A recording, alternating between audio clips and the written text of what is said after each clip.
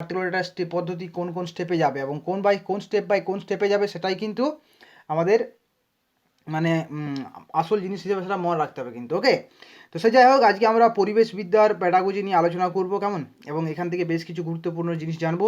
কনসেপ্টটাকে clear করুন, তাহলে প্রশ্ন যেমনই আসুক না কেন আপনারা সেগুলো কিন্তু অ্যাটেন্ড করতে পারবেন। ওকে, নেক্সট দেখুন, তাহলে শুরু করি আজকের প্রথম ক্লাস। কী কী বলা আছে দেখুন, বেশ কিছু স্ট্র্যাটেজিক যে অংশ আছে সেগুলো আপনারা মনে রাখবেন। যেমন এনভায়রনমেন্ট, এই শব্দটি এসেছে একটা ফরাসি শব্দ এনভিরোনার থেকে, অর্থাৎ এনভায়রনমেন্ট শব্দটি ফরাসি শব্দ থেকে এসেছে। ফরাসি শব্দ কোন শব্দ না এনভিরোনার শব্দ থেকে এসেছে, যার অর্থ হচ্ছে ঘিরে থাকা বা বেষ্টিত করা। এনভিরোনারের অর্থ। পরিবেশ মূলত তিন প্রকার হয়ে থাকে: প্রাকৃতিক পরিবেশ, জৈবিক পরিবেশ এবং সাংস্কৃতিক পরিবেশ বা সামাজিক পরিবেশ। অলরেডি আমরা পরিবেশের যে ক্লাসগুলো করেছি সেগুলো আলোচনা করেছি নাকি। নেক্সট দেখুন, পেডাগজির যে সিলেবাস সেই অনুযায়ী আমরা কনসেপ্ট অফ ইভিএস বা পরিবেশবিদ্যার ধারণা কী সেই সম্পর্কে আমরা জানবো। নেক্সট, পরিবেশবিদ্যা হলো প্রকৃতি সৃষ্ট এবং মানুষ সৃষ্ট বিশ্ব সম্পর্কে ধারাবাহিক অধ্যয়ন করা। পয়েন্ট অফ নোটের শব্দটা ধারাবাহিক অধ্যয়ন করা, অর্থাৎ ইভিএস কিন্তু একটা স্থির জিনিস নয়, এটা সর্বদা আমরা ধারাবাহিকভাবে অধ্যয়ন করতে হবে এবং এটা সদা পরিবর্তনশীল একটা জিনিস। তাই প্রকৃতি সৃষ্ট যেসব জিনিস আছে সেগুলো এবং তার সাথে মানুষ সৃষ্ট যা কিছু বিশ্ব জিনিস আছে, অর্থাৎ প্রকৃতি এবং মানুষ আমাদের চারপাশে যা কিছু জিনিস আছে সেগুলো সবগুলোকে আমাদের ধারাবাহিকভাবে অধ্যয়ন করা হচ্ছে পরিবেশবিদ্যা। আর প্রকৃতি সৃষ্ট আর মানুষ সৃষ্ট বলা হয়েছে, তো এই প্রকৃতি সৃষ্ট পরিবেশ বলতে কোনগুলোকে বোঝাবে, মানে কি কি বিষয়বস্তুকে বোঝাবে না, উদ্ভিদ, প্রাণী, মাটি, বাতাস, জল, নদ নদী, পাহাড় পর্বত, আবহাওয়া, জলবায়ু ইত্যাদির যে সম্মিলিত অবস্থা তাদেরকে আমরা প্রকৃতি সৃষ্ট পরিবেশ বলবো। সোজাসাপটা কথায়, যেসব জিনিসগুলো মানুষের সৃষ্টি করা নয় সেই সব জিনিস নিয়ে আমরা বলবো প্রকৃতি সৃষ্ট পরিবেশ। ক্লিয়ার জিনিসটা হয়েছে? এখানে দেখুন, এগুলোর মধ্যে কখনোই আমরা কোনো বিল্ডিং বা হয়তো কোনো ব্রিজ বা কোনো ফ্লাইওভার এগুলো নিয়ে আমরা কিন্তু আলোচনা করিনি এখানে, কিন্তু ওটা পরিবেশের অংশই থাকবে, কিন্তু প্রকৃতি সৃষ্ট পরিবেশ সেগুলোকে আমরা আন্ডারে আনবো না কিন্তু। এই এই এই যে পার্থক্যটা, এটা কিন্তু খেয়াল করবেন। মানুষ সৃষ্ট পরিবেশের মধ্যে কী কী থাকবে দেখুন তো, মানুষের সৃষ্ট পরিবেশের মধ্যে থাকবে আপনার গৃহ এবং পরিবার, সামাজিক রীতিনীতি, প্রথা, যা কিছু কাস্টমস রিচুয়ালস আছে আমাদের সেগুলো সব, জীবনযাপনের ব্যবস্থা, বৃত্তি বা পেশা ইত্যাদি যা কিছু মানুষ তৈরি করেছে। এখন মানুষ তৈরি করেছে মানে এই রকম জিনিস যেগুলো, এই যে জিনিস আপনি মানুষের সামাজিক রীতিনীতি এগুলো আপনি কি মানে মানে আপনি কি যেমন একটা পাহাড় পর্বতকে দেখতে পাবেন, ছুঁতে পারবেন, বই কি আপনি ছুঁতে পারবেন, রীতিনীতি এগুলোকে ছুঁতে পারবেন কি, এগুলো আপনাকে দেখে আপনি দেখতে পারবেন যখন একটা ওকেশনে সেই জিনিসটা সম্পন্ন হবে বা আপনার একটা উপলব্ধি হবে কিন্তু, নাকি? তাই মানুষসৃষ্ট পরিবেশের উদাহরণ হবে কিন্তু বেশিরভাগ জিনিসগুলো আপনার হবে অ্যাবস্ট্রাক্ট থিঙ্কিংয়ের মধ্যে জিনিস, জীবনযাপন ব্যবস্থা কীরকম হবে, তাদের কার কী প্রথা আছে না আছে, এই যে জিনিসগুলো আছে এগুলো আপনাকে মানুষসৃষ্ট পরিবেশের মধ্যে থাকবে। সোজা একটা কথা আপনাকে বলতে চাইছি, প্রকৃতিসৃষ্ট পরিবেশ এবং মানুষসৃষ্ট যে পরিবেশ আছে তার মধ্যে আপনাকে বিভেদটা করতে হবে। বিভেদ মানে আপনাকে ডিফারেন্সটা মনে রাখতে হবে, কোনটা প্রকৃতিসৃষ্ট পরিবেশ এবং কোনটা মানুষসৃষ্ট পরিবেশ। ওকে, আর স্পেশালি আমরা মানুষসৃষ্ট পরিবেশ বলতে সাধারণত সামাজিক বা সাংস্কৃতিক পরিবেশকেই বোঝাই।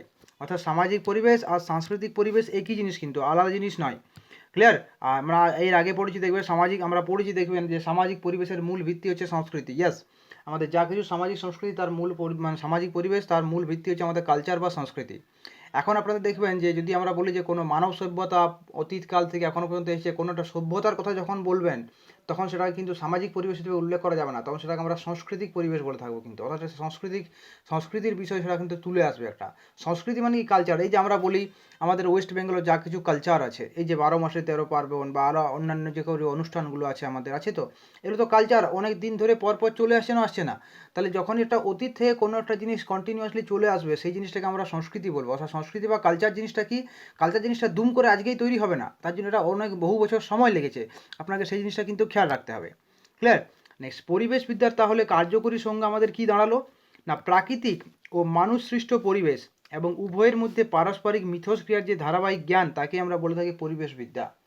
ক্লিয়ার? তাহলে ভেবে দেখুন, প্রাকৃতিক পরিবেশ এবং মানুষসৃষ্ট পরিবেশ এদের মধ্যে এই দুটোকে জানতে হবে আমরা, এবং এদের মধ্যে যে পারস্পরিক মিথস্ক্রিয়ার সৃষ্টি হবে, ক্লিয়ার, তাদেরকে নিয়েই আমরা কিন্তু মানে পরিবেশবিদ্যাটা পাবো, এবং এই সম্পর্কে ধারাবাহিক জ্ঞান যে আহরণ করা বা অধ্যয়ন করা, এটাই হচ্ছে আমাদের পরিবেশবিদ্যা। ওকে, নেক্সট, পরিবেশবিদ্যার পরিধি বা স্কোপ অফ ইভিএস। পরিবেশবিদ্যার পরিধি কিন্তু ব্যাপক।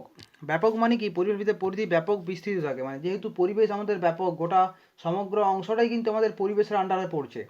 মাটির নিচের পরিবেশ, জলের নিচের থেকে বায়ুমণ্ডলের 10 মিটার 15 মিটার উঁচু পর্যন্ত যে কিছু জায়গা সেগুলো সমস্ত কিছু আমাদের পরিবেশের মধ্যেই পড়ছে কিন্তু। ইভেন দেখবেন এভারেস্টের উচ্চতা আছে যত, সেই পরিমাণ অংশটুকু তো আমাদের পরিবেশের আন্ডারে পড়ে যাচ্ছে নাকি। তাই পরিবেশবিদ্যার পরিধি ব্যাপক পরিস্থিতি কিন্তু, অর্থাৎ আমরা বেশ অনেক কিছু নিয়ে আমরা পরিবেশকে কিন্তু জানতে পারি। তো এটাকে বলা হয় পরিবেশবিদ্যার পরিধি কিন্তু কখনো সংকীর্ণ নয়, এটা ব্যাপক হবে। ওকে। এবং সাধারণভাবে পরিবেশবিদ্যার এই যে পরিধি আছে, এই পরিধিকে আমরা 3 দিক থেকে কিন্তু বিচার করে থাকি। কোন কোন 3 দিক? না, প্রাকৃতিক পরিবেশ, সামাজিক পরিবেশ এবং এদের দুজনের মধ্যে মিথস্ক্রিয়া, এই 3 দিক থেকে আমরা কিন্তু পরিবেশবিদ্যার পরিধিকে কিন্তু আমরা মানে বিচার করে থাকি কিন্তু। ক্লিয়ার? মানে প্রাকৃতিক পরিবেশ সম্পর্কে একটা জিনিস জানবো, সামাজিক পরিবেশ সম্পর্কে একটা জিনিস জানবো এবং এই দুজনের মধ্যে যে মিথস্ক্রিয়া এই ব্যাপারে আমরা জানবো। এই 3টে জিনিস নিয়েই কিন্তু পরিবেশবিদ্যার পরিধিকে আমরা ভেবে থাকি। ক্লিয়ার? নেক্সট দেখুন কি বলা হয়েছে, প্রাকৃতিক পরিবেশ সম্পর্কিত বিশদ আলোচনা এবং মানুষের স্বাস্থ্য, অভ্যাস, আচরণের উপর প্রাকৃতিক পরিবেশের প্রভাব। এই যে প্রথম অংশটা আমরা বললাম প্রাকৃতিক পরিবেশ, এগুলো কিন্তু আমাদের পরিবেশবিদ্যার যে কতটা পরিধি, কোন কোন এরিয়া জুড়ে পরিবেশবিদ্যা আছে সেটা আমরা জানতে হবে। সেই জন্য রোমানরূপে 1 নাম্বার দিয়ে আমরা কি বলছি, যে প্রাকৃতিক পরিবেশ সম্পর্কিত বিশদ আলোচনা। প্রাকৃতিক পরিবেশ মানে কি বলুন তো? আপনার ভূগোল এন্ট্রি হয়ে গেল নাকি? প্রাকৃতিক পরিবেশ মানে তো আপনার ভূগোল এন্ট্রি হয়ে গেছে অলরেডি। তো সেই সম্পর্কে আমাদের বিশদ আলোচনা, জল, বাতাস, জলবায়ু, পাহাড়, পর্বত, নদী, নালা, এসব সমস্ত কিছু নিয়ে বিশদ আলোচনা এবং মানুষের স্বাস্থ্য, অভ্যাস, আচার আচরণের উপর যে প্রাকৃতিক পরিবেশের প্রভাব। দেখুন আমাদের যে অভ্যাস, গ্রীষ্মকালীন দেশ থাকলে যেরকম অভ্যাস হবে, শীতকালীন দেশের অভ্যাস আলাদা হবে কিন্তু। আচার আচরণেরও চেঞ্জ হয় কিন্তু স্থান, কাল, পাত্র অনুসারে কিন্তু। সেই হিসাবে স্বাস্থ্যরও একটা চেঞ্জ আমরা দেখতে পাই নাকি। ক্লিয়ার? তো এই যে জিনিসগুলো, এদের উপর তো আমাদের পরিবেশের একটা প্রভাব পড়বে না? পড়বে না? কারণ আমাদের পরিবেশ যদি চেঞ্জ হয়ে থাকে তাহলে দেখবেন আমাদের সমস্ত কিছু চেঞ্জ হয়, আমাদের স্বাস্থ্য, আমাদের অভ্যাস। এই যে এখন শীতকাল পড়েছে, দেখবেন শীতকাল পড়েছে, আপনি দেখবেন গ্রীষ্মকালে আপনি বেশি পরিশ্রম করতে পারবেন না, আপনার কাজ করার এনার্জি অত থাকবে না, কারণ গরমে আপনার খারাপ লাগবে, আপনি কাজ করতে পারবেন না কিন্তু শীতকালে যেহেতু পরিবেশটা ঠান্ডা ঠান্ডা থাকবেন, দেখবেন আপনি অটোমেটিক বেশি কাজ করতে পারবেন। ক্লিয়ার? এই যে জিনিসগুলো এগুলো তো পরিবেশ অনুসারে তো ডিপেন্ড করে। তাই মানুষের যদি স্বাস্থ্যর কথাটা যদি বলা হয়, স্বাস্থ্য দেখবেন গ্রীষ্মকালে অত্যধিক আমাদের শরীর থেকে গরম দিয়ে মানে অত্যধিক শরীর থেকে আমাদের লিকুইড বেরিয়ে যায়, যা কিছু ইলেকট্রোলাইট থাকে শরীর থেকে সেগুলো বেরিয়ে যায়। সেই কারণে যদি আমরা রোদে বেশিক্ষণ বাইরে থাকি তখন আমাদের দেখবেন হট করে লু লেগে যায় বা স্ট্রোক হওয়ার চান্স থাকে। এই যে স্বাস্থ্যের উপর ডিপেন্ড করে কীটা, পরিবেশটাও ডিপেন্ড করে তো নাকি। শীতকালে কি সানস্ট্রোক হওয়ার চান্স থাকে কি? কখনো থাকবে না কিন্তু। ক্লিয়ার? তাহলে পরিবেশের সঙ্গে আমাদের স্বাস্থ্যের যেইটা একটা যে প্রভাব থাকবে, এইগুলো কিন্তু সবাই আমাদের পরিবেশবিদ্যার আন্ডারে পড়ে যাবে। নেক্সট, কিভাবে প্রাকৃতিক ভারসাম্য বিনষ্ট না করে পরিবেশ থেকে মানুষের প্রয়োজন মেটানো যায়, সেটাও কিন্তু পরিবেশবিদ্যার আন্ডারে পড়ে। প্রাকৃতিক ভারসাম্য বিনষ্ট করে মানে কি বলুন তো? এই যে মানুষের প্রয়োজন হয়েছে, কাঠের প্রয়োজন হয়েছে, বনাঞ্চল নির্বিচারে কিন্তু অরণ্য ধ্বংস করে চলেছে, কিন্তু এর ফলাফল তো মানুষ ভোগ করতে পেরেছে। কীরকম হয়, কোনো জায়গায় খরা হচ্ছে, কোনো জায়গায় অতিরিক্ত বৃষ্টিপাত হচ্ছে, বন্যা হচ্ছে নাকি। তাই যে প্রাকৃতিক ভারসাম্য তো বিনষ্ট করার ফলে তো এই জিনিসটা হচ্ছে। যদি ভারসাম্য ঠিকঠাক থাকতো, ভারসাম্যকে নষ্ট না করে পরিবেশ থেকে আমরা মানুষের যে প্রয়োজন সেটা যেন মেটানো যায়, এবং মানুষের প্রয়োজন এই প্রসঙ্গে একটা আলাদা মানে মানে বিষয়ের বাইরে জিনিস বলতে গিয়ে মানুষের চাহিদা কিন্তু কোনোদিন মেটানো সম্ভব নয়। ক্লিয়ার? কিন্তু আমাদেরকে তো পরিবেশবিদ্যার আন্ডারে পড়তে হবে কীরকমভাবে, যে আমাদের প্রাকৃতিক ভারসাম্য আমরা নষ্ট না করে কী করে আমরা পরিবেশ থেকে মানুষের প্রয়োজনটাকে মেটাবো, এগুলো কিন্তু পরিবেশবিদ্যার পরিধি বা এগুলো পরিবেশবিদ্যার আন্ডারে পড়ে যায়। নেক্সট, প্রাকৃতিক পরিবেশকে আরও স্বাস্থ্যসম্মত করা যায় কিভাবে? প্রাকৃতিক পরিবেশকে আরও স্বাস্থ্যসম্মত, বর্তমানে তো দূষণ লেগেই আছে, মানুষের কাজ যেখানেই মানুষের পদার্পণ ঘটেছে দূষণ সেখানেই ঘটবে কিন্তু। ক্লিয়ার? তো এই যে প্রাকৃতিক পরিবেশকে যদি আমরা আরও স্বাস্থ্যসম্মত করবো কীভাবে, এটাও কিন্তু পরিবেশবিদ্যার একটা আমাদের পরিধির মধ্যে পড়বে কিন্তু। আপনাকে এক্সামে প্রশ্ন আসবে যে নিম্নলিখিত কোনটি পরিবেশবিদ্যার পরিধি নয়, বা নিম্নলিখিত কোনটি পরিবেশবিদ্যার পরিধি। আই থিঙ্ক অপশানগুলো দেখে আপনি নিজেই আনসার দিতে পারবেন, কারণ এগুলো একটা জেনারেল একটা নলেজ বা কী বলবো, একটা বাস্তব ধারণার থেকে জন্ম হবে, যে সেই আনসারটাই দেবো যে আনসারটা আমরা পরিবেশের পক্ষে আমাদের হিতকর হবে। ক্লিয়ার? অর্থাৎ যে আনসারটা আমাদের পরিবেশের কোনো ক্ষতি করবে না, মানুষের কোনো ক্ষতি করবে না, সেই আনসারটা আমরা দেবো। অর্থাৎ পরিবেশকে আমাদেরকে সবাইকে বাঁচিয়ে রাখতে হবে কিন্তু। ক্লিয়ার? সেই কারণে তো এখন বিভিন্ন পরিবেশ রক্ষার জন্য অনেক রকমের আইন প্রণয়ন করা হয়েছে নাকি। নেক্সট, সামাজিক পরিবেশ সম্পর্কে শিক্ষার্থী তথা ব্যক্তিকে সচেতন করা। সামাজিক পরিবেশের ব্যাপারে কার কী রিচুয়ালস আছে, কাস্টমস আছে, সেগুলো সম্পর্কে আমাদের শিক্ষার্থীকে জানানো, এবং ব্যক্তি জীবনে সামাজিক পরিবেশের প্রভাব কীরকম হতে পারে, কারণ শিশুর যখন সামাজিকরণ ঘটবে তখন তো সেটা সামাজিক পরিবেশের মধ্যে থেকেই ঘটবে, তো তাহলে তার জীবনে সামাজিক পরিবেশের প্রভাব কীরকম হতে পারে না পারে সেগুলো আমাদের জানাতে হবে শিক্ষার্থীকে। এবং সামাজিক পরিবেশের প্রতি একটা যেন ইতিবাচক দৃষ্টিভঙ্গি থাকে। অনেকে দেখবেন বর্তমানে সমাজ থেকে বিমুখ হয়ে যায়, কীরকম জিনিস, এখন একটা নর্মাল যেমন মানে ট্রেন্ড উঠেছেন দেখবেন যে সামাজিক পরিবেশ, এখানে যদি আপনার অ্যানথ্রোপোলজির বিষয় দিক থেকে যদি ভাবতে যাই আমরা, যে সামাজিক পরিবেশটা কিন্তু বেঁচে থাকে আমাদের, যে এই যে একটা মানে কী বলবো, একটা কমন উদাহরণ দিতে বলে বিবাহ থ্রো দিয়ে কিন্তু নাকি। কিন্তু বর্তমান প্রজন্মে একটা বিবাহ না করার ট্রেন্ড দেখা দিয়েছে কিন্তু। ক্লিয়ার? তো এই যে সামাজিক পরিবেশ একটা ইতিবাচক দৃষ্টিভঙ্গি, হ্যাঁ আমরা সমাজটাকে ভালোভাবে বাঁচিয়ে রাখবো। বর্তমানে দেখবেন অনেকে নিউক্লিয়ার ফ্যামিলিতে বেশি বিশ্বাস করছে, মানে এককভাবে ছোটো ছোটো পরিবারে অনেকেই থাকতে চাইছে, কিন্তু এতে যে একটা সামাজিক পরিবার বিঘ্নিত হচ্ছে। আপনি দেখবেন আগেকার দিনে আমরা যখন বড় হয়েছি দাদু দিদার কাছ থেকে গল্প শুনে শুনে বড় হয়েছি, কিন্তু এখন নিউক্লিয়ার ফ্যামিলিতে সবাই যে যার জায়গায় ছোটো ছোটোভাবে ভাগ থাকে, কিন্তু শিক্ষার্থী কী হয়, শিক্ষার্থীর মনে যে ওই যে একটা নান্দনিক সৃষ্টি বা একটা গল্প শোনার যে একটা মানসিকতা মানে যার ফলে যার একটা যে মানে কী বলবো, আমরা তো গল্পের মাধ্যমে সাধারণত নৈতিক বিকাশটা বেশি আমাদের ঘটতো নাকি, সেই বিকাশটা যেন শিক্ষার্থীদের ক্ষেত্রে একটা মানে ঘাটতি দেখা দিচ্ছে। তাই যে শিক্ষার্থীকে যে সামাজিক পরিবেশের প্রতি তাকে একটা ইতিবাচক দৃষ্টিভঙ্গি তার সামনে তুলে ধরতে হবে, এটাই পরিবেশবিদ্যার আলোচনার বিষয়। এবং বিভিন্ন রকম যে সামাজিক কুসংস্কার আছে সেই থেকে ব্যক্তি বা শিক্ষার্থীকে কিন্তু মুক্তি দিতে হবে বা মুক্ত করতে হবে। অনেক রকমের সামাজিক কুসংস্কার থাকে না, এই যে দেখবেন ডাইনি প্রথা বলা হয়, এগুলো তো একটা কুসংস্কার থাকে নাকি, যে সাপে কাটলে আমরা আগে হসপিটাল না যে বিভিন্ন ওঝা বা কারো কাছে নিয়ে যাই, এগুলো তো সামাজিক একটা কুসংস্কার জিনিস। এই যেমন গ্রহণ লাগলে এই করতে নেই ওই করতে নেই, এগুলো একটা কুসংস্কার জিনিস। তাহলে এই সামাজিক কুসংস্কার থেকে শিক্ষার্থী তথা ব্যক্তিকে মুক্ত করা, এগুলো কিন্তু একটা আমাদের পরিবেশবিদ্যার একটা গুরুত্বপূর্ণ বিষয়। এগুলো জিনিসটা হয়েছে। তাই আপনাকে এখানে যেমন আমরা পড়লাম যে সামাজিক কুসংস্কার থেকে ব্যক্তিকে মুক্তি করা, আপনাকে বলা হবে যে অপশানে আপনাকে দিল যে নিম্নলিখিত কোনটি সামাজিক বিদ্যার বা সরি মানে পরিবেশবিদ্যার পরিধি নয়, তার মধ্যে আপনার হয়তো একটা অপশান থাকলো এইরকম যে যে আপনার যে গ্রহণের সময় বিশেষ কিছু কাজ করতে বারণ করা, এটা কি আমাদের সামাজিক মানে পরিবেশবিদ্যার পরিধির মধ্যে থাকবে কি? পরিবেশবিদ্যা কী বলবে যে গ্রহণ একটা ন্যাচারাল জিনিস, একটা প্রাকৃতিক ঘটনা। যখন সূর্য চন্দ্র পৃথিবী এক রেখায় চলে আসে তখনই কিন্তু সূর্যগ্রহণ বা চন্দ্রগ্রহণ হয়। এর সাথে কোনো কিছু মানা বা না মানা এগুলোর কিন্তু কোনো বৈজ্ঞানিক দৃষ্টিভঙ্গি থাকবে না। অর্থাৎ আমাদের বৈজ্ঞানিক দৃষ্টিভঙ্গির থ্রু দিয়ে জিনিসগুলোকে কিন্তু বিচার বিশ্লেষণ করতে হবে। ক্লিয়ার? বোঝা গেছে? তাহলে এগুলো হচ্ছে কিন্তু আমাদের মানে পরিবেশবিদ্যার প্রকৃতি। পরিবেশবিদ্যার প্রকৃতির মধ্যে দেখুন আরও কিছু অংশ আছে, কিন্তু কীরকম কিছু অংশ আছে প্রকৃতি নয় পরিধির মধ্যে। মানুষ প্রাকৃতিক পরিবেশ এবং সামাজিক পরিবেশের সঙ্গে পারস্পরিক মিথস্ক্রিয়ার ফলে এই মানুষটা এখানে বাদ দেবেন, দুবার মানুষ হয়ে গেছে। ফলে মানুষ প্রাকৃতিক পরিবেশ ও সামাজিক পরিবেশের যে পরিবর্তন ঘটে এবং মানুষ জীবনে তার প্রভাব পরিবেশবিদ্যায় আলোচিত হবে। অর্থাৎ মানুষ প্রাকৃতিক পরিবেশের সঙ্গে এবং সামাজিক পরিবেশের সঙ্গে, এই যে মানুষ প্রাকৃতিক পরিবেশ আর সামাজিক পরিবেশ এই তিনটার যখন পারস্পরিক মিথস্ক্রিয়া হয় তখন দেখবেন প্রাকৃতিক পরিবেশ এবং সামাজিক পরিবেশেরও পরিবর্তন ঘটে। ক্লিয়ার? পরিবর্তন ঘটে এবং এই পরিবর্তনের ফলে আলটিমেট প্রভাবটা কিন্তু পড়ে মানুষের জীবনেই। সে মানুষের জীবনে তার প্রভাব কী পড়বে না পড়বে সেগুলো আমরা পরিবেশবিদ্যায় আলোচনা করব কিন্তু। যেমন দেখুন এই যে নিউক্লিয়ার ওয়ার বা পারমাণবিক যুদ্ধ, যদি পারমাণু বোমা কোথাও ফেলা হয় যুদ্ধে, তার ক্ষতিকর প্রভাব কী কী হতে পারে না পারে, যে কত রকম জিনিস হতে পারে, সেগুলো আমরা পরিবেশবিদ্যার মাধ্যমে কিন্তু আলোচনা করব। এবং উপরোক্ত যে তিনটে অংশ বললাম সেই তিনটে বাদ দিয়েও বাকি আরও কিছু অংশ আমাদের কিন্তু পরিবেশবিদ্যার আন্ডারে থাকবে। কী কী থাকবে না, এগুলো ছাড়াও বিভিন্ন প্রাকৃতিক ও সামাজিক যে দূষণ সেই সম্পর্কে আমাদের সচেতনতা বৃদ্ধি করতে হবে, তার প্রতিকার এবং প্রতিরোধে মানুষের ভূমিকা কী হবে এগুলোও কিন্তু আমাদের পরিবেশবিদ্যার মধ্যে আলোচিত হবে কিন্তু। ক্লিয়ার জিনিসটা হয়েছে? নেক্সট, পরিবেশের ভারসাম্য রক্ষায় কোনো ব্যক্তির করণীয় কী হবে এবং সে সম্পর্কে বিস্তারিত আলোচনা হবে পরিবেশবিদ্যার পরিধির বিষয়বস্তু। পরিবেশের ভারসাম্য রক্ষায় বলতে কীরকম জিনিস, বর্তমানে দেখবেন এই যে গ্লোবাল ওয়ার্মিং হচ্ছে, অত্যধিক পরিমাণে কার্বন ডাইঅক্সাইড তো বাতাসে যাওয়ার ফলে তো গ্লোবাল ওয়ার্মিং হচ্ছে, তাহলে আমাদেরকে আলোচনার মধ্যে আসতে হবে যে এমন কিছু আমাদেরকে এই যে আমাদের জীবাশ্ম জ্বালানি আছে কয়লা পেট্রোলিয়াম সেগুলোর ব্যবহার কমাতে হবে, তা নাহলে ভবিষ্যৎ প্রজন্ম সেগুলো তো ব্যবহার করতে পারবে না, তো ফুরিয়ে যাবে। তো তাহলে একটা ভারসাম্য বজায় রাখতে হবে। এইসব জিনিসগুলো আমরা কিন্তু পরিবেশবিদ্যার পরিধি বিষয়বস্তুর মধ্যে আলোচনা করব।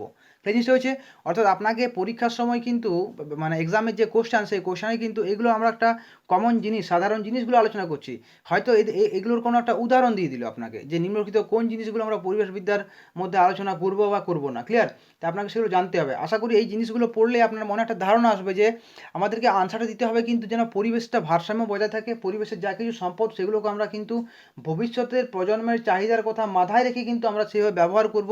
প্রয়োজনে আমরা কোনো মানে বিকল্প কিছু ব্যবস্থা চিন্তা ভাবনা করব। এইসব জিনিসগুলো কিন্তু আপনাকে আনসারের মধ্যে যেন ফুটে ওঠে। কেমন? নেক্সট, পরিবেশবিদ্যার তাৎপর্য বা সিগনিফিক্যান্স অফ ইভিএস। পরিবেশবিদ্যার তাৎপর্য কি, আমরা পরিবেশবিদ্যা কেন পড়ব? না, পরিবেশবিদ্যা পাঠের লক্ষ্য হলো শিক্ষার্থীদের পরিবেশ বান্ধব হিসাবে কাজ করতে উৎসাহ দেওয়া। কেমন? পরিবেশবিদ্যার কাজটা কি না, শিক্ষার্থীকে পরিবেশ বান্ধব করতে উৎসাহ দেওয়া। আপনি দেখবেন বর্তমানে আমরা প্লাস্টিক প্রচুর পরিমাণে ব্যবহার করছি, কিন্তু এখন আমাদের মানে বিদ্যালয়গুলোতে পরিবেশবিদ্যার শিক্ষাদান করা হয়, কিন্তু তথাকথিত মানে যে একটা সম্যক যে শিক্ষাদান সেটা খুব কম করা হয়। আমার মনে হয় যে অন্ততপক্ষে মানে প্রশাসনের তরফ থেকে যদি স্কুলে স্পেশালি মানে সমস্ত স্কুলেই যে পরিবেশের ব্যাপারে অন্তত মান্থলি যদি একটা করে প্রদর্শন করা হয় বা বলানো হয় যে পরিবেশের এই জিনিসগুলো ভালো এই জিনিসগুলো খারাপ, তাহলে সেই শিশুটি যখন বড় হবে মানে আজ থেকে 10 বছর পরে সে কিন্তু মানে যেগুলো পরিবেশের পক্ষে খারাপ প্রভাব সেই জিনিসগুলো কিন্তু সে করবে না কিন্তু। কারণ মনে রাখবে না একটা জিনিস, যে জিনিসটা আমরা বারবার দেখি বারবার শুনি আমরা সেই জিনিসটা আমাদের মনে গেঁথে যায় কিন্তু। ক্লিয়ার? তাহলে পরিবেশ বান্ধব করে তোলা হচ্ছে আমাদের পরিবেশবিদ্যার উদ্দেশ্য কিন্তু। ক্লিয়ার জিনিসটা হয়েছে? এবং এই ব্যাপারে পরিবেশ সম্পর্কে আমরা শিক্ষার্থীকে সচেতন করব এবং পরিবেশের প্রতি তাদের একটা ইতিবাচক দৃষ্টিভঙ্গি গঠন করে চলবো কিন্তু। ক্লিয়ার? তো এগুলো হচ্ছে আমাদের পরিবেশবিদ্যা পাঠের লক্ষ্য। তাহলে দেখুন পরিবেশবিদ্যা পাঠের তাৎপর্য কী কী হবে? না, পরিবেশবিদ্যার পথে তাৎপর্য হবে যে পরিবেশ কী কী উপাদান নিয়ে তৈরি, কীভাবে তৈরি হয়েছে সে সম্পর্কে জ্ঞান অর্জন করা।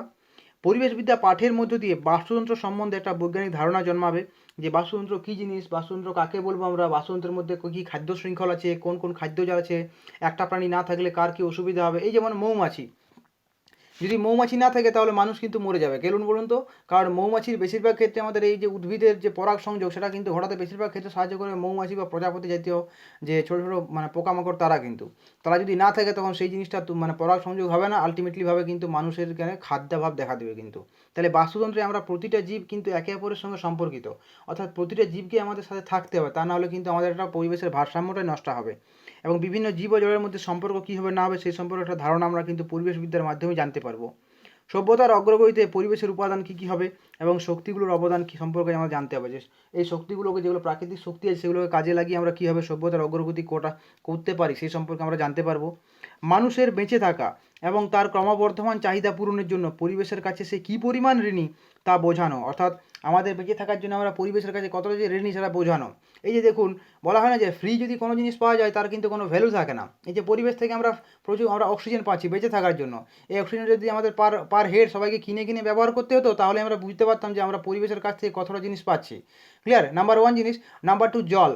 জল আমরা প্রচুর পরিবেশ থেকে প্রচুর পরিমাণে পাই, কিন্তু এই জল যদি আমাদের কিনে কিনে ব্যবহার করতে হয় তখনই আমরা বুঝতে পারবো যে আমাদের প্রকৃতি বা পরিবেশ আমাদের কতটা হেল্প করে। তাহলে পরিবেশের কাছে আমরা কতটা ঋণী এই ব্যাপারে আমাদের কিন্তু জানতে হবে, শিক্ষার্থীকে জানাতে হবে, সেটাই কিন্তু পরিবেশবিদ্যার তাৎপর্য। ওকে? অর্থাৎ পরিবেশ সম্পর্কে একটা ইতিবাচক দৃষ্টিভঙ্গি গড়ে তুলতে হবে কিন্তু। ক্লিয়ার? নেক্সট 5 নম্বর পয়েন্ট কী বলেছে দেখুন, প্রাকৃতিক দুর্যোগ কেন সৃষ্টি হয় এবং তার প্রভাব ও নিয়ন্ত্রণ সম্পর্কে জ্ঞান জানতে হবে। কোনো প্রাকৃতিক দুর্যোগ কেন সৃষ্টি হবে, তার প্রভাব কতটা, তার নিয়ন্ত্রণ সম্পর্কে জানতে হবে। এই যে দেখবেন সাইক্লোন হচ্ছে, বিভিন্ন যে ঘূর্ণাবর্ত তৈরি হচ্ছে, কেন হচ্ছে না হচ্ছে সেই সম্পর্কে শিক্ষার্থীকে জ্ঞান দিতে হবে। আর যখনই তার পূর্বাভাস পাওয়া যাবে তখন সেই পরিচালনা আমাদের কী করতে হবে না হবে সেগুলো শিক্ষার্থী জানা দরকার। যেমন এই যে কোনো শিক্ষার্থী হয়তো মাঠে ঘাটে আছে, সেই সময় হয়তো মানে বজ্রপাত পড়ছে বা খুব বিদ্যুৎ চমকাচ্ছে, তখন তার করণীয় কী হবে না হবে, বা হয়তো যে খুব ঝড় হাওয়া দিচ্ছে তখন তখন সে কী করবে, মানে যে মাঠে ঘাটে থাকে বা যদি সে মানে বর্ষার সময় যদি থাকে বাইরে তখন সে কী করবে, বা ভূমিকম্পর সময় বাইরে থাকলে তার কী পজিশন নেওয়া দরকার, এগুলো সমস্ত কিছুই কিন্তু আমরা পরিবেশবিদ্যা পাঠের মাধ্যমে জানতে পারি নাকি। নেক্সট 6 নম্বর পয়েন্ট আমাদের কী বলে দেখুন তো এখানে, যে পরিবেশের সীমিত সম্পদের সঠিক ব্যবহার ও ভবিষ্যৎ প্রজন্মের জন্য পরিবেশকে সুরক্ষিত রাখা, এটা আমাদের জানতে হবে। একটু আগেই বললাম যে কয়লা পেট্রোলিয়াম এগুলো তো শেষ হয়ে যাবে, তাহলে ভবিষ্যৎ প্রজন্মের কথা মাথায় রেখে পরিবেশকে আমরা সুরক্ষিত রাখবো এবং প্রাকৃতিক ভারসাম্যকে বজায় রাখার আমরা চেষ্টা করব। নেক্সট, এই যে পরিবেশ, আমরা যে পরিবেশকে ধ্বংস করার জন্য যে আইনগত শাস্তি সম্পর্কেও আমাদের শিক্ষার্থীদের জানাতে হবে, যে পরিবেশকে যদি ধ্বংস করা হয় তখন তার জন্য আইনগত শাস্তি আছে কিন্তু। যেমন ধরুন এই যে একশৃঙ্গ গন্ডার যদি মেরে দেওয়া হয় তখন তার আইনগত শাস্তি আছে। ইভেন একশৃঙ্গ গন্ডার কেন, এই যে গাছ কাটার ব্যাপারে যদি আপনি নির্বিচারে গাছ কাটেন, এখন বর্তমানে তো আইন হয়ে গেছে আপনি পারমিশন ছাড়া গাছ কাটতে পারবেন না। তো এই কেন কাটতে পারবেন না, কারণ গাছ আমাদের পরিবেশের একটা ভাইটাল উপাদান, কিন্তু সে বিশাল বড় একটা অবদান মানে ভূমিকা একটা পালন করে নাকি। তাহলে সেই সব ব্যাপার জিনিস নিয়ে আমাদের শিক্ষার্থীকে জানাতে হবে। এবং পরিবেশ রক্ষার জন্য আমাদের সক্রিয়তার প্রয়োজন, শুধুমাত্র মানে পড়লেই হবে না, জ্ঞান আহরণ করলেই হবে না, সেটাকে আমাদের বাস্তবে কাজে লাগাতে হবে, অর্থাৎ সক্রিয়তার প্রয়োজন। এবং পরিবেশের প্রতি আমাদের অনুভূতিশীলতা গড়ে তুলতে হবে কিন্তু। যত্রতত্র এই যে আমরা প্লাস্টিক মানুষ মানে কি বলবো, মানুষের জীবনে একটা সব থেকে বড় অভিশাপ কি না, প্লাস্টিক। আমরা যত্রতত্র প্লাস্টিক ফেলে দিই কিন্তু নাকি। তো এই প্লাস্টিকটাকে যদি আমরা যত্রতত্র না ফেলে নির্দিষ্ট জায়গায় একটি ফেলে রাখি বা তাকে যদি আমরা রিসাইকেল করি, রিইউজ করি, তাহলে কিন্তু তার যে মানে ক্ষতিকর প্রভাব থেকে আমরা সকলেই কিন্তু বেঁচে যাব। এই যে জিনিস সম্পর্কে নলেজ, এগুলো আমাদের শিক্ষার্থীদের জানাতে হবে এবং এগুলো আমরা পরিবেশবিদ্যা পাঠের মাধ্যমে জানতে পারি নাকি। নেক্সট 9 নম্বর পয়েন্ট কী বলে দেখুন, বন্যপ্রাণীর গুরুত্ব এবং তাদের সংরক্ষণের প্রয়োজনীয়তা সম্পর্কে আমাদের জানার জন্য সাহায্য করে কে, পরিবেশ। কোনো বন্যপ্রাণীর গুরুত্ব কতটা আছে সেই সম্পর্কে আমরা নলেজ কার কাছ থেকে পাই, পরিবেশবিদ্যার কাছ থেকেই কিন্তু আমরা পেয়ে থাকি। এবং প্রাকৃতিক ভারসাম্য রক্ষার্থে একটু দাঁড়াবেন, হ্যাঁ দেখুন কী আছে না, প্রাকৃতিক ভারসাম্য রক্ষার্থে জীব বৈচিত্র্যের ভূমিকা কী। জীব বৈচিত্র্য বলতে কী বোঝায়, বিভিন্ন প্রকার জীবের যে পারস্পরিক সহাবস্থান, সেটা হচ্ছে জীব বৈচিত্র্য। তাহলে প্রাকৃতিক ভারসাম্য রক্ষার্থে জীব বৈচিত্র্য এক প্রজাতির জীব অপর প্রজাতির জীবকে কিন্তু হেল্প করে। তো এই যে একটা ভূমিকা, কার ভূমিকা কতটা আছে সেইগুলো আমরা কিন্তু পরিবেশবিদ্যা থেকেই জানতে পারি। এবং বাস্তুতন্ত্র সম্পর্কে ধারণা ও তার গুরুত্ব সম্পর্কে আমরা জানতে পারি, এটা নিয়ে আগেই আলোচনা করলাম। জনসংখ্যা বিস্ফোরণ, সব থেকে বড় একটা বড় ঘটনা হচ্ছে জনসংখ্যা বিস্ফোরণ, এবং তার জাতীয় অর্থনীতির উপর প্রভাব সম্পর্কে কী জ্ঞান হবে না হবে সেগুলো সম্পর্কে আমাদের শিক্ষার্থী আমরা জানতে পারি পরিবেশবিদ্যার থ্রু দিয়ে কিন্তু। যে পপুলেশন, যে মানে এটাকে বলা হয় যে কী বলবো এটাকে, অনেকটা বলা হয় যে পপুলেশন মানে বোমা বলা হয়, যে জনসংখ্যার বিস্ফোরণ ঘটছে, এবং এর ফলে আমাদের আলটিমেট জিনিসটা কিন্তু পড়ছে জাতীয় অর্থনীতির উপর। এই সম্পর্কে যে নলেজ, এগুলো আমরা কিন্তু জানতে পারবো পরিবেশবিদ্যা পাঠের থ্রু দিয়ে কিন্তু, কেমন। এবং 12 নম্বর পয়েন্ট কী বলে দেখুন, দূষণ সম্পর্কে সম্যক ধারণা। দূষণ, যা কিছু যে দূষণ হচ্ছে, বায়ু দূষণ, জল দূষণ, মাটি দূষণ, সমুদ্র দূষণ, যা কিছু দূষণ, সেই সমস্ত দূষণ সম্পর্কে আমাদের একটা কনসেপ্ট আমরা জানতে পারি কার কাছ থেকে, পরিবেশবিদ্যার থ্রু দিয়ে জানতে পারি। এই দূষণের কারণ কি, এর ক্ষতিকর প্রভাব কী কী হতে পারে না পারে, সেই সব সম্পর্কে আমরা অবহিত হতে পারি পরিবেশবিদ্যার থ্রু দিয়ে। এবং দূষণ নিয়ন্ত্রণের জন্য কী কী প্রয়োজনীয় ব্যবস্থা গ্রহণ করতে হবে আমাদের, সেগুলো আমরা কিন্তু পরিবেশবিদ্যা থেকে জানতে পারি নাকি। এবং মানুষের দৈনন্দিন জীবন ও দেশের অর্থনীতিতে পরিবেশের বিভিন্ন উপাদানের ভূমিকা তাৎপর্য সম্পর্কে তথ্য সংগ্রহে সাহায্য করে আমাদের, কে সাহায্য করে, পরিবেশবিদ্যা। মানুষের দৈনন্দিন জীবনে তো আমরা তো পরিবেশের মধ্যেই বড় হয়, তাহলে এটা আমাদের জীবনে যা কিছু ঘটছে সবগুলোর পিছনে পরিবেশের অবদান অবশ্যই থাকবে। তো সেই সম্পর্কে ইনফরমেশন আমরা কালেক্ট করতে পারি কার কাছ থেকে, না পরিবেশবিদ্যার থ্রু দিয়ে। এবং বিভিন্ন প্রাকৃতিক সম্পদের সংরক্ষণ ও সেই সম্পর্কে জ্ঞান অর্জনে আমাদের সাহায্য করে কে, না পরিবেশবিদ্যা সাহায্য করে। ওকে, তো এইটা ছিল আজকে আমাদের প্রথম ক্লাস ইভিএস পরিবেশবিদ্যার প্যারাগজির ব্যাপারে, অর্থাৎ পরিবেশবিদ্যার তাৎপর্য কি না কি সেগুলো আমরা জানলাম। ওকে, দ্বিতীয় ক্লাসের বাকি অংশগুলো আমরা জানছি। ওকে।